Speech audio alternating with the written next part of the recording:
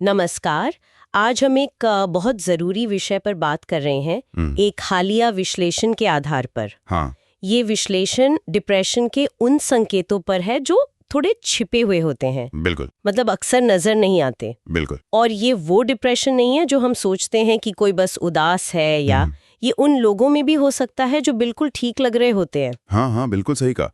ये विश्लेषण उसी चीज पर है जिसे कई बार हाई फंक्शनिंग डिप्रेशन कहा जाता है। हाई फंक्शनिंग, हाँ। मतलब वो व्यक्ति अपनी रोजमर्रा की जिंदगी नौकरी, घर सब चला रहा है। हाँ, बाहर से सब नॉर्मल। बिल्कुल, बाहर से कोई अंदाजा भी नहीं लगा सकता कि अंदर क्या चल रहा है, क्या संघर्ष है।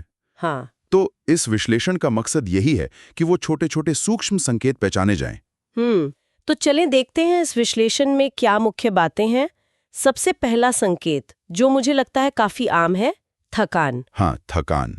पर ये वो वाली थकान नहीं कि काम करके थक गए। ये एक अलग तरह की लगातार बनी रहने वाली थकान है, नींद पूरी होने के बाद भी। एग्जैक्टली। ये फिजिकल से ज्यादा ना इमोशनल थकान है। विश्लेषण यही कहता है कि ये भावनात्मक रूप से निचोड़ देने वाली फीलिंग है। लेकिन अगर कोई इतना फंक्शनल है तो ये थकान दिखती कैसे है या छिप जाती है? हाँ, यही तो मुश्किल है। ये अंदर ही अंदर महसूस होती है ज्यादातर। और इसी से जुड़ा है दूसरा संकेत, जो चीजें पहले अच्छी लगती थी उनमें मजा ना आना। अच्छा। हाँ, जैसे हॉबीज थी या दोस्तों से मिलना, अब उनमें वो दिलचस्पी नहीं रहती। इससे एनेडोनिया कहते हैं शायद। हाँ, एनीडोनिया। ऐसा लगता है जैसे बस जीवन चल रहा है बिना किसी रंग के, ग्रे सा, बस रस्में निभा रहे हैं। और एक और संकेत जो इस विश्लेषण में मुझे थोड़ा मतलब चौंकाने वाला लगा, वो है चिड़चिड़ापन या गुस्सा। हाँ, ये भी है। क्योंकि हम डिप्रेशन को उदासी से जोड़ते हैं, रोने से। पर ये गुस्सा या इरिटेशन के रूप में भी। हाँ, बिल्कुल। लगता जरूर है कि ये उल्टा है, पर ये बहुत कॉमन है। आप सोचें, अगर कोई लगातार अंदर की परेशानी छुपा रहा है, एक मास्क पहने हुए है, तो फ्रस्ट्रेशन तो होगी। बिल्कुल। वो फ्रस्ट्रेशन, वो चिड़चिड़ापन बनकर निकल सकती है, छोटी छोटी बातों पर गुस्सा आना। अच्छा।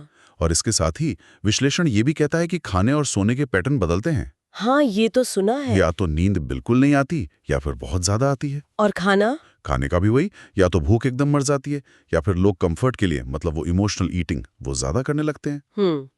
और सोशल लाइफ, लोगों से कटना। हाँ, वो भी धीरे धीरे करके, दोस्तों से, परिवार से दूरी बनाना, कोई बुलाए तो बहाने बना देना, अकेले रहना ज्यादा ठीक लगने लगता है। और दिमागी तौर पर भी असर होता है ना? विश्लेषण में कुछ संज्ञानात्मक संकेतों का भी जिक्र है। बिल्कुल, जैसे ध्यान लगाने में दिक्कत होना, फोकस नहीं कर पाना, हाँ, चीजें भूलना, या फिर किसी काम को शुरू करने की मोटिवेशन ही न मिलना। इसको तो लोग आसानी से आलस समझ लेते होंगे। हाँ, बिल्कुल। और यही खतरनाक है, क्योंकि ये आलस नहीं है, ये उस अंदरूनी बोझ का असर है दिमाग पर। सही बात है। लेकिन शायद सबसे गहरा संकेत जिस पर यह विश्लेषण खास ध्यान देता है, वो है अपने बारे में नेगेटिव सोचना। मतलब लगातार खुद पर शक करना, गिल्ट फील करना बेवजह, या ये सोचना कि मैं किसी लायक नहीं हूं, मैं बेकार हूं। मन में जैसे एक आवाज चलती रहती है जो आपकी बुराई करती रहती है। ये नेगेटिव सेल्फ टॉक डिप्रेशन का बहुत बड़ा हिस्सा हो सकता है। तो अगर हम इसको समेटें तो ये विश्लेषण हमें बता रहा है कि डिप्रेशन के कई चेहरे हो सकते हैं। बिल्कुल। थकान, खुशी महसूस ना होना, चिड़चिड़ापन, आदतों में बदलाव, फोकस में कमी और खुद को कम समझना। हाँ? और एक जरूरी बात ये विश्लेषण कहता है कि अगर ये लक्षण 2 हफ्ते से ज्यादा दिख रहे हैं तो ध्यान देना चाहिए। बिल्कुल, ये कोई 1-2 दिन की बात नहीं है। अगर लगातार ऐसा महसूस हो रहा है तो इसे सीरियसली लेना जरूरी है। और देखिए, सबसे अहम बात जो इस विश्लेषण से निकलती है वो ये है कि इन संकेतों को पहचानना ही रिकवरी की तरफ पहला कदम है। सही है। ये मानना कि हाँ, शायद मुझे मदद की जरूरत है, और फिर किसी प्रोफेशनल से, किसी डॉक्टर या काउंसलर से मिलना, ये कमजोरी नहीं है। नहीं, बिल्कुल नहीं। ये हिम्मत का काम है। और अच्छी बात यह है कि डिप्रेशन का इलाज है, पूरी तरह मुमकिन है। हाँ, ये उम्मीद जरूरी है, चाहे वो कितना भी छिपा हुआ क्यों ना लगे। इस पूरी बातचीत से मेरे मन में एक ख्याल आ रहा है। हमारा समाज आजकल हर वक्त बिजी रहो, कामयाब दिखो, हमेशा ओके नजर आओ, इस पर बहुत जोर देता है। हाँ, ये प्रेशर तो है।